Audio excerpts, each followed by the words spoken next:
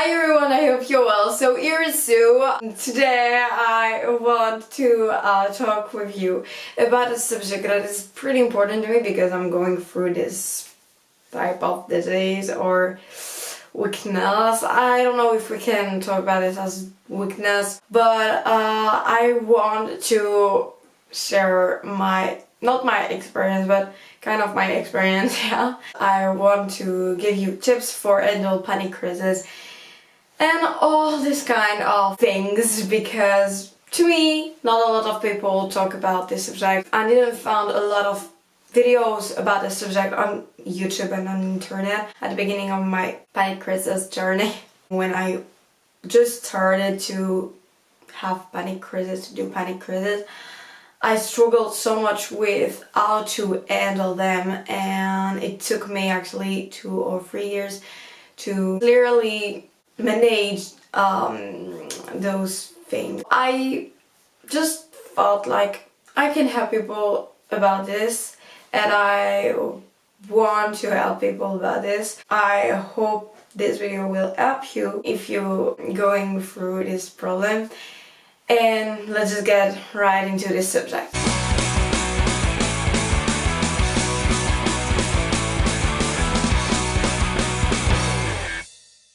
Firstly, I wanted to share my experience. So I started to have panic crisis on the last year of middle school. It hurted a lot. It hurted me a lot, but I had many problems about sleep, how to work efficiently. It was like my world fell apart, and I couldn't help but feel really weak about this. At the very beginning, I just did 2 or 3 panic crises a month, which is already a lot. When I entered high school, I started to be more stressed about my future and all, because I was in a school where, you know, grades and all those things were really important, and where professors used to put a lot of pressure on our shoulders. So it was difficult to manage. I could do like 5 or 6 panic crises a week. That was really difficult to manage, and sometimes it started to be more and more difficult to handle because I also was insomniac, so the balance wasn't here. I had a really unhealthy lifestyle, and this unhealthy lifestyle drove me to kind of depression, and yeah, so it wasn't amazing. Panic crisis is a kind of a state of stress where you can't handle your stress. It is too huge. The amount of stress or anxiety is too huge, and you can handle it. Excuse me. You can have the impression to fall or to become mad. You can also feel like you will just die. You don't even know how to breathe anymore, and breath start to be really difficult to you. You think you can't do anything about it. It can come from different factors, from different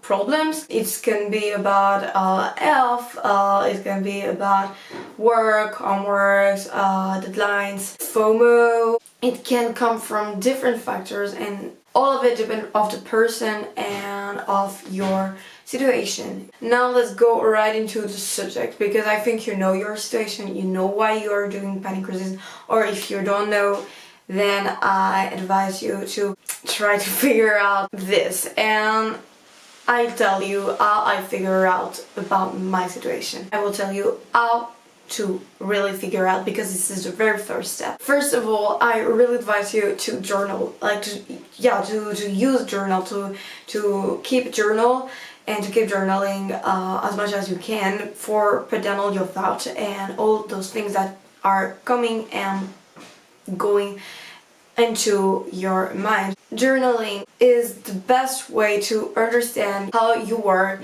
Just put down your thoughts, and even sometimes you have so many thoughts that you didn't know you had, but which were really drainful. It can put onto your shoulders much more stress than you think you could have. Then I know I already talked about it in my very first video, but this advice is also applicable to this type of problem, and I'm talking about gratitude. So keep a journal of gratitude, or you can use your journal and make a little section about gratitude. And I'm sorry, I have something about around here. It was something that let me figure out all the good things that happen even in the bad situations. Then organization. So yeah, this is something that some are really struggling with, and even I'm really organized. I have some problems and I spend a long time for schedule all my days, and sometimes I'm getting really obsessed with organization, but this really helped me see what I have to do and how I have to do it. But I also advise you to let a white case into your schedule, like white case when you don't know what you're gonna do, where you just gonna do whatever you want and on the day, or it can be like moment on your day for many days as you want. This will help you distress and tell yourself, okay, I can do whatever I want in this hour. I can read if I want. I can do this, and this will put out all the all the pressure out of your shoulders.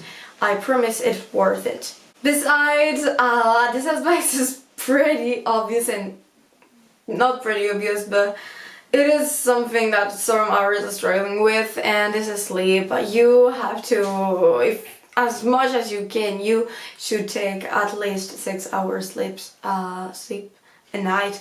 And I know that for some of you it will be really difficult because you're struggling with sleep, and I will make a video about this. Not right now, but I will make one, I promise, because I went through this. If you're not an insomniac or whatever, you should at least put 6 hours on your schedule of sleep. You should never be neglectful with sleep. This is the most important part of your day. This is the thing that will have the most important case onto your schedule. So never be neglectful with sleep. And if you're insomniac, I will make another video in which I will explain how I went through this problem in another video, I'll promise. Also, if you're someone who really have a lot of panic crises, and I know this is not the really best advice I can give you because I'm not really into this product and to this use, but sometimes there's not a lot of other solution, and this can really help you because it helped me a lot. This is medicines, but when I say medicines that your doctors will tell you to take. This person gonna give you the right medicines to take, and it's gonna be good for you if you're into big panic crises and if you can't handle it anymore. Another thing that I already talk about in my very first video, but this is meditation. So I know this can seem really also obvious, or not obvious, but a type of a cliche thing to do when you're really stressed and all. This really helped me. But when I say meditation, I also talk about meditation during your sleep. So this is kind of strange, but you know, there's a lot of, I already talked about this in my first video, but this is I think this is something that helped me a lot struggle with this problem. There's a lot of video with delta waves and all those things that will cleanse your stress and help you struggle with stress and anxiety. So there's a lot of videos like this. You can put them all night long and it will just do the thing, you know. I really advise you to meditate for at least 10 minutes a day. It can be something to do. Actually, I meditate a lot. I love to meditate because this helped me a lot. But I didn't start it with meditation on, you know, the alpha state. I used to put on my phone on my tablet videos on YouTube of delta waves, and I think this helped me a lot. One of the last advice I will give you is to use the control breathing. You can do a control breathing with a push. This can be strange, this can seem strange, but you just have to put the push around your mouth. And for example, if you're in class or something like that and you don't know how to use it, you will not use your app for that will help you.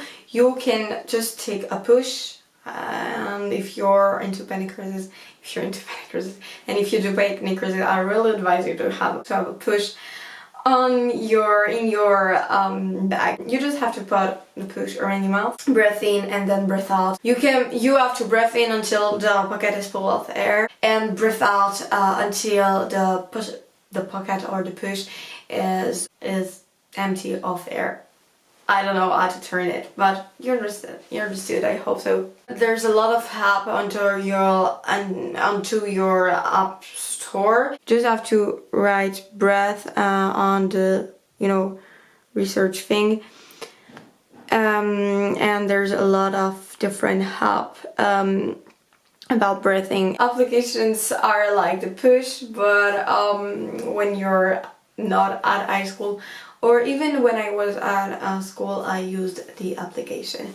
I don't use application anymore, but last year I used an application which helped me handle my breath when I started to do panic crisis. And my very last advice for you is to go to see a psychologist, someone who's gonna help you with your panic crisis and all. But mostly this person's gonna help you figure out what your panic crises really are coming from. Because sometimes it's really deeper than what you thought. From my experience, I saw a lot of psychologists and I used to see one and only one psychologist since last year, and she helped me struggle with stress. She helped me a lot. She helped me figure out where the problems really came from, even if I already figured out a lot of things by myself. But she really helped me go deeper and deeper. This is really worth it. If you try to handle panic crisis since a long time, you really have problems with this, then I really advise you to go to see a psychologist, because sometimes, as I already said, it is deeper than what you thought. Then this is the end of this video. I hope this one helped you, and I'll see